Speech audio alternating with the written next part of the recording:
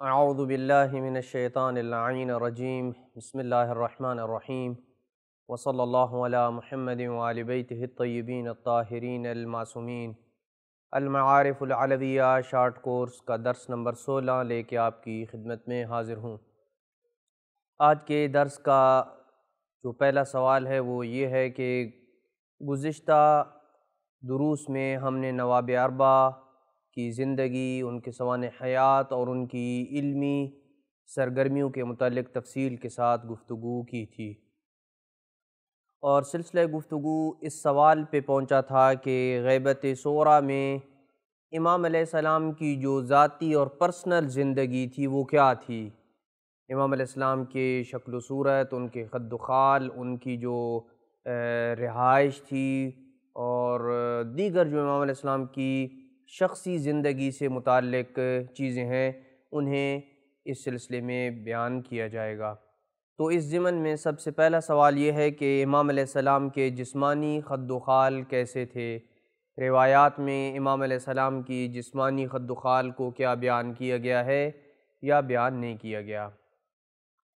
جواب یہ ہے کہ روایات میں انتہائی تفصیل کے ساتھ امام علیہ السلام کے جسمانی خد و خال کو بڑے واضح انداز میں بیان کیا گیا ہے، جیسا کہ صحابی جلیل حضرت سعید الخدری روایت کرتے ہیں کہ پیغمبر اکرم صلی اللہ علیہ وآلہ وسلم کا ارشاد گرامی ہے، المہدی منی، کہ مہدی مجھ سے ہے، اجل الجبہۃ، اس کی جبیں روشن تر جبیں ہیں، چمکتی دمکتی جبیں ہیں اس کی، وَأَقْنَ الْأَنْفِ، امام علیہ السلام کی ناک مبارک بلند اور باریک ہے جو خوبصورتی کی طرف اشارہ ہے، يَمْلَأُ الْأَرْضَ قِسْطًا وَعَدْلًا، جو جب اذن ظہور ہوگا تو ظاہر ہو کہ زمین کو عدل و انصاف سے یوں پر کر دے گا، یوں لبریز کر دے گا، کما ملئت ظلما و جورا، جیسا کہ زمین ظلم و جور سے پر ہو چکی ہوگی۔ اسی طریقے سے ایک اور روایت میں حذیفہ بن الیمان نے رسول خدا صلی اللہ علیہ وآلہ وسلم سے روایت کرتے ہوئے امام مہدی علیہ السلام کی جسمانی ساخت اور خد و خال کے متعلق کچھ یوں ارشاد فرمایا کہ پیغمبر اکرم فرماتے ہیں کہ المہدی رجل من ولدی، کہ مہدی میری نسل سے ہوگا، میری اولاد میں سے ایک جوان مرد شخص کا نام مہدی ہے، وجہہ کالکوکب الدری، جس کا چہرہ تابناک ستارے کی مثال ہوگا، یعنی آپ کا چہرہ ایک چمکتے ہوئے ستارے کی مانند چمک اور دمک رہا ہوگا، واللون عربی، اور آپ کا رنگ عربوں والا رنگ ہوگا۔ ایک اور روایت میں ہے کہ وجہہ کالقمر الدری، کہ امام مہدی علیہ السلام کا چہرہ مبارک مہتاب تابناک جیسا ہوگا، جیسے کہ چاند چمکتا ہے ایسے امام مہدی علیہ السلام کا چہرہ چمک رہا ہوگا۔ ایک مقام پہ رسول خدا صلی اللہ علیہ وآلہ وسلم سے روایت ہے، اور اس کو اہل سنت کے علماء نے بھی اپنی کتابوں میں متعدد جگہ پہ نقل کیا ہے کہ پیغمبر اکرم نے فرمایا لَيَبْعَثَنَّ اللَّهُ رَجُلًا مِّنْ عِطْرَتِي، اللہ سبحانہ وتعالیٰ ضرور بضرور میری عطرت سے ایک شخص کو مبعوث کرے گا، اس کو ظاہر کرے گا اور اس امت میں بھیجے گا، جس کے اوصاف یہ ہوں گے، افرق الثنایا، جس کے سامنے والے دو دندان مبارک کے درمیان فاصلہ ہوگا، جو بھی امام علیہ السلام کی خوبصورتی کی طرف اشارہ ہے،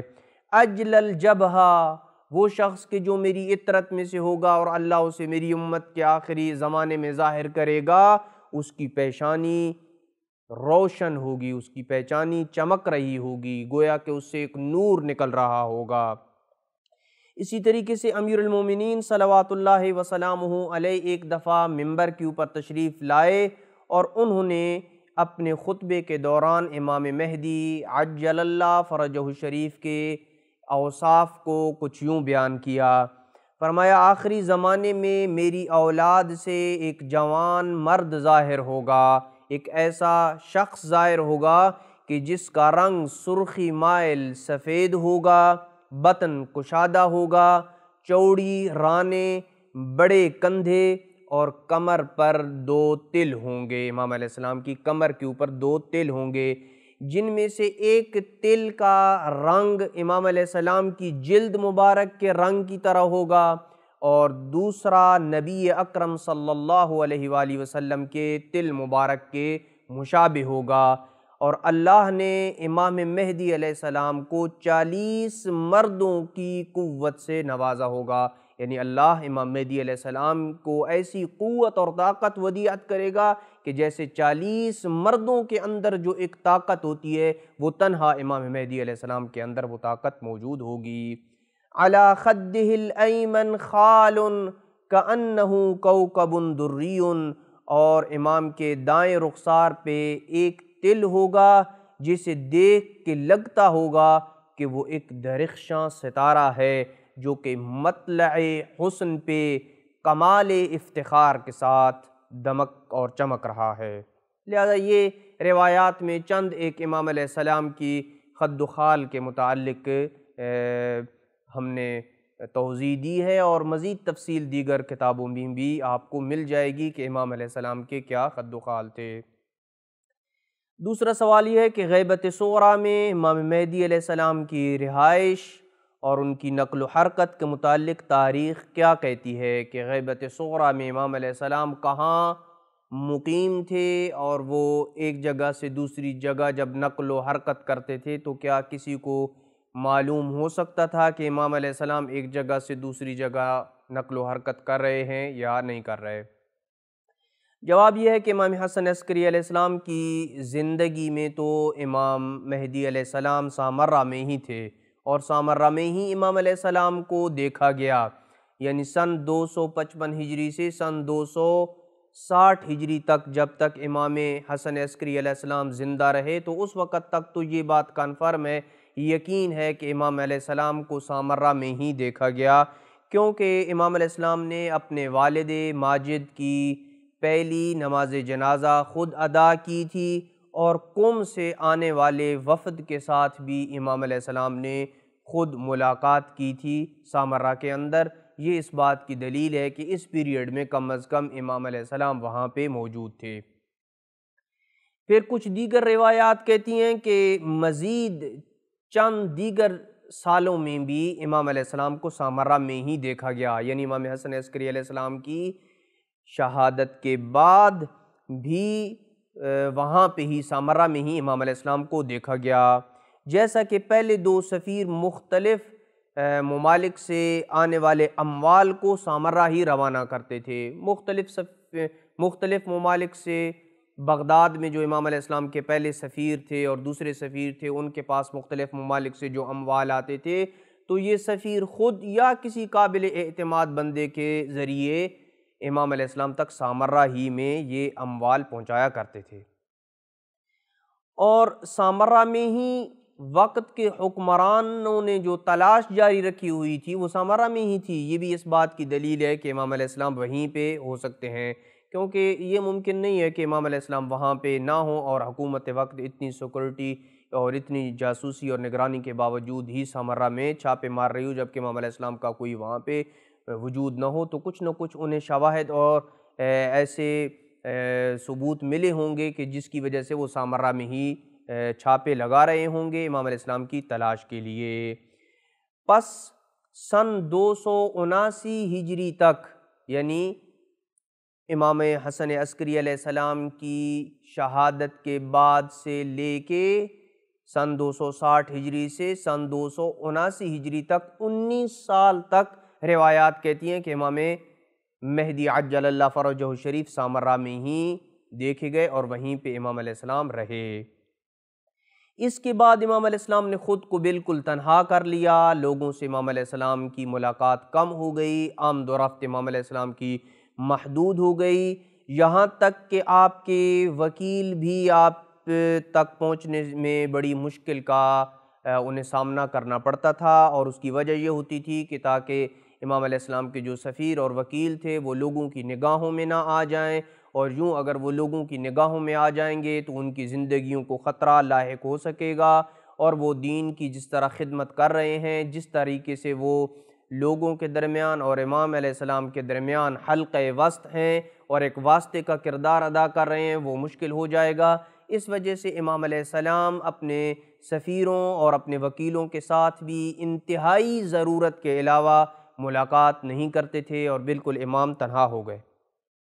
امام علیہ السلام کی طرف سے جو بیانات بھی صادر ہوتے تھے اور وکیلوں تک پہنچتے تھے، یا جو ملاقات ہوتی تھی اور ان ملاقات میں امام علیہ السلام وہ بیانات جو لوگوں کی حل مشکلات کے اوپر مشتمل ہوتے تھے، وہ بھی انتہائی ضرورت کی حد تک امام علیہ السلام صادر کیا کرتے تھے۔ یوں نہیں ہوتا تھا کہ ہر چھوٹی چھوٹی بات کا امام علیہ السلام جواب دے دیا کرتے تھے، اس لیے کہ مصلحت اس چیز میں نہیں تھی کہ امام علیہ السلام یوں کثرت سے خطوط جاری کرتے، کیونکہ ممکن تھا کہ امام علیہ السلام تک رسائی ہو سکتی تھی۔ لیکن جب 20-25 سال کا دورانیہ ختم ہو گیا، یعنی غیبت صغریٰ کے آغاز سے 20-25 سال کے بعد، چونکہ عام طور پہ 20-25 سالوں کے بعد ایک انسان جب جوانی کے مرحلے میں قدم رکھتا ہے تو اس کے جسمانی خد و خال کسی حد تک تبدیل ہو جاتے ہیں، اور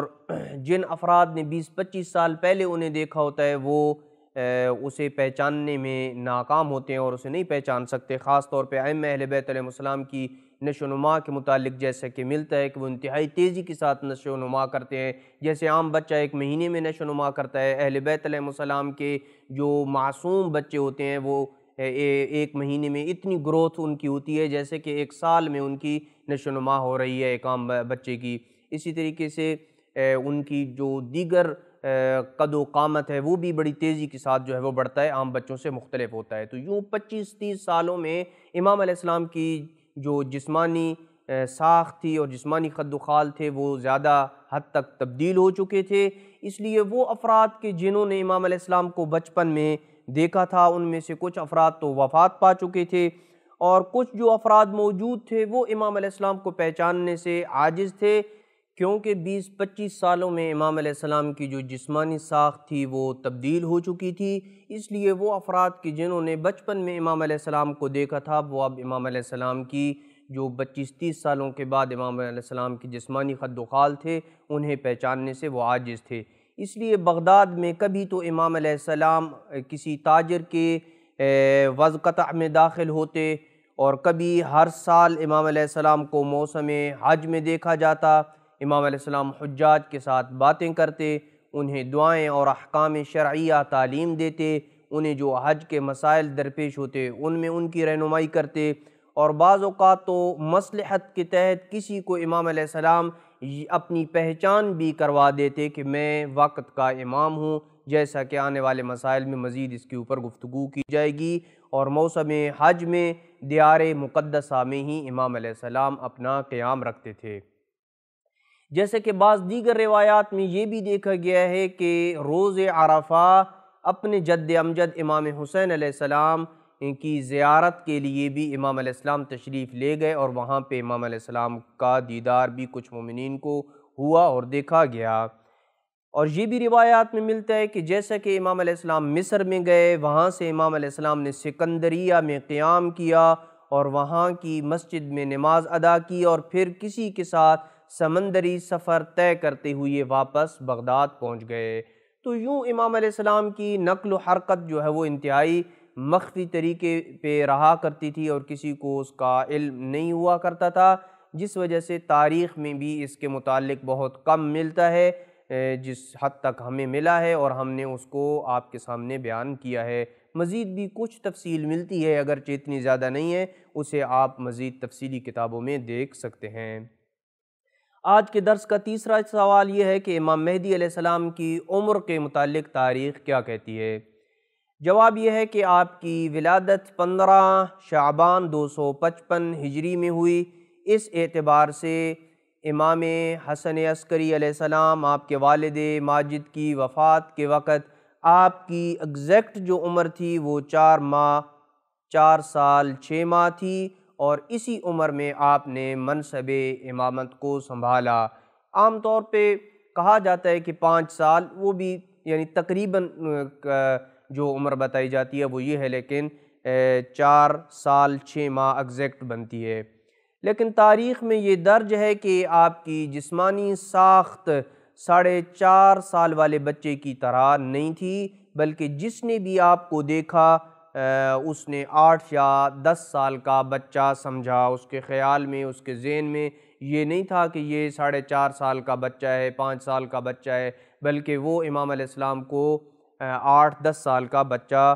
دیکھتا تھا۔ پس یہی وجہ ہے کہ جب سن 293 ہجری میں غیبت صغریٰ کے 33ویں سال میں آپ کو حج میں دیکھا گیا، تو راوی روایت کرتا ہے اور بیان کرتا ہے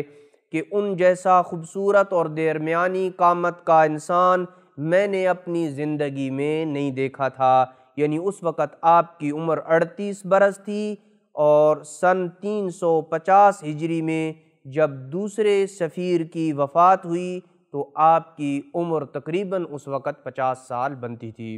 اور جب سن 326 ہجری میں تیسرے سفیر کی وفات ہوتی ہے تو اس وقت آپ کی عمر مبارک 71 برس تھی، اور جب سن 329 ہجری میں چوتھے سفیر کی وفات ہوئی، ان کی رحلت ہوئی، تو اس وقت امام مہدی علیہ السلام کی عمر جو ہے وہ 74 برس تھی، جن میں سے 4.5 سال اپنے والد کے ساتھ اور باقی 69 برس غیبت صغریٰ میں بسر کیے۔ اس مقام پہ ہم ایک اہم ترین نقطے کو بیان کرنا ضروری سمجھتے ہیں، اور وہ یہ کہ جیسے کہ ہم نے گزشتہ دروس میں بھی یہ بیان کیا تھا اور آج بھی اس طرف اشارہ کیا ہے کہ غیبت صغریٰ میں امام علیہ السلام کی جو نشو و نما تھی وہ انتہائی تیزی کے ساتھ ہوئی، انتہائی تیزی کے ساتھ امام علیہ السلام کا قد و قامت بڑھا، اور آپ کی جو گروتھ تھی وہ نارمل بچوں کی طرح نہیں تھی، انتہائی تیزی کے ساتھ آپ پلے بڑھے ہیں۔ یہ غیبت صغریٰ میں ہے، لیکن جس تیزی کے ساتھ امام علیہ السلام غیبت صغریٰ میں بڑھے ہیں، اسی انداز میں امام علیہ السلام کی گروتھ کم ہوئی ہے غیبت کبریٰ میں۔ غیبت کبریٰ میں امام علیہ السلام کی جو گروتھ ہے، جو نشو و نما ہے، وہ کم ہوئی ہے۔ یہی وجہ ہے کہ روایات کہتی ہیں کہ جب امام علیہ السلام غیبت کبریٰ کے بعد ظہور کریں گے تو آپ 40 سال کے جوان کی طرح دکھائی دیں گے، یعنی معاملہ بالعکس ہے۔ غیبت صغریٰ میں امام علیہ السلام کی گروتھ جو ہے وہ تیزی کے ساتھ ہوئی، اور غیبت کبریٰ میں آپ کی گروتھ کو گویا بریک لگ گئی، اور جب آپ ظہور کریں گے تو ایسے لگیں گے کہ جیسے 40 سال کے جوان کی طرح آپ دکھائی دیں گے۔ یا تو یہ ہو سکتا ہے کہ آپ کی گروتھ ایسے ہوئی، یا پھر اللہ سبحانہ وتعالی اعجاز کے ذریعے، معجزے کے ذریعے اتنے طویل سال جو آپ کی عمر ہے اس کو یوں بدل دے گا کہ آپ کی عمر جو ہے وہ یوں لگے گی جیسے آپ 40 سال کے ہیں۔ آج کے درس کا چوتھا اور آخری سوال یہ ہے کہ غیبت صغریٰ میں امام زمان عجل اللہ فرجہ الشریف کے جو نواب اربعہ تھے، ان کے علاوہ بھی کیا کوئی ہستیاں، کوئی شخصیات ایسی ہیں کہ جنہوں نے امام علیہ السلام کے ساتھ ملاقات کی، یا نہیں فقط غیبت صغریٰ میں امام علیہ السلام کے جو نواب اربعہ تھے وہی امام علیہ السلام سے مل سکتے تھے؟ جواب یہ ہے کہ جی ہاں، نواب اربعہ کے علاوہ بھی کچھ ہستیاں ایسی تھیں جن کو ہم بعد میں بیان کریں گے کہ ان کی بھی امام علیہ السلام سے ملاقات ہوئی تھی، اور یہ وہ افراد ہوتے تھے کہ جو ایمان کے اعلیٰ ترین درجے کے اوپر فائز ہوتے تھے، اخلاص کے اعلیٰ ترین درجے کے اوپر فائز ہوا کرتے تھے، اور وہ کئی سالوں تک امام علیہ السلام کی زیارت اور ان کی دیدار کے مشتاق رہا کرتے تھے، اور وہ ایسے اعمال انجام دیا کرتے تھے کہ جن سے امام علیہ السلام کی زیارت جو ہے وہ نصیب انسان کو ہوتی ہے۔ لہذا عام طور پر ملاقات مومنین کے مطالبے کے اوپر ہوتی تھی، جو ایک مدت تک امام زمان عجل اللہ فرجہ الشریف کی تلاش میں رہتے، آپ کے دیدار کی تمنا رکھتے تھے، تو امام علیہ السلام انہیں یہ سعادت بخشتے تھے اور اپنی زیارت سے مشرف کرتے تھے۔ لیکن ملاقات کے ساتھ امام علیہ السلام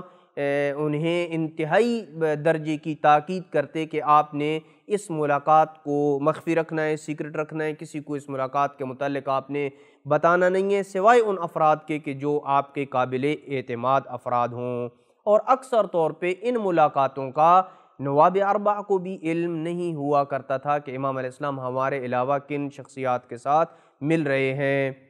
جیسا کہ آپ موسم حج میں کچھ افراد کے ساتھ ملے، مسجد الحرام میں امام علیہ السلام کچھ افراد کے ساتھ ملے، موسم حج کے علاوہ البتہ آپ کی جو ملاقاتیں تھیں وہ انتہائی درجے کی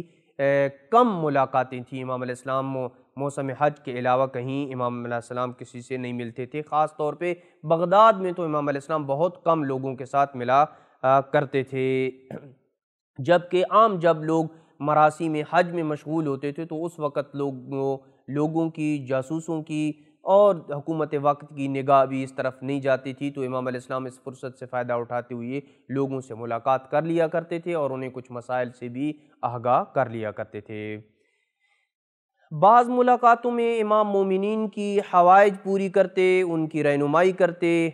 جس سے وہ لوگ غافل ہوا کرتے تھے کہ ہمیں ان مسائل کا علم نہیں ہے، امام علیہ السلام ان کی رہنمائی کیا کرتے تھے۔ لیکن اس رہنمائی اور اس ملاقات کے دوران انہیں اس بات کا پتہ نہیں ہوتا تھا، وہ غافل ہوتے تھے کہ یہ ہستی جو ہماری رہنمائی کر رہی ہے یہ ہستی کون ہے۔ لیکن جب امام علیہ السلام کی بتائی ہوئی تعلیمات پہ عمل کرتے تو انتہا درجے کے فوائد دیکھنے کے بعد انہیں اس بات کا یقین ہو جاتا کہ جس ہستی نے ہماری یہ رہنمائی کی ہے وہ امام وقت کے علاوہ کوئی اور دوسری ہستی نہیں ہو سکتی ہے۔ آج کی گفتگو کو یہیں پہ روک رہے ہیں، مزید گفتگو اگلے درس میں بیان کی جائے گی اور اگلے درس میں ہم انشاءاللہ ان شخصیات کا تعارف کروائیں گے کہ غیبت صغریٰ میں جنہوں نے امام علیہ السلام کی زیارت کی اور ان کے نور مقدس کے دیدار کو اور ان کے نور مقدس کا دیدار کیا۔ صلی اللہ علی محمد وآل بیتہ الطیبین الطاہرین المعصومین۔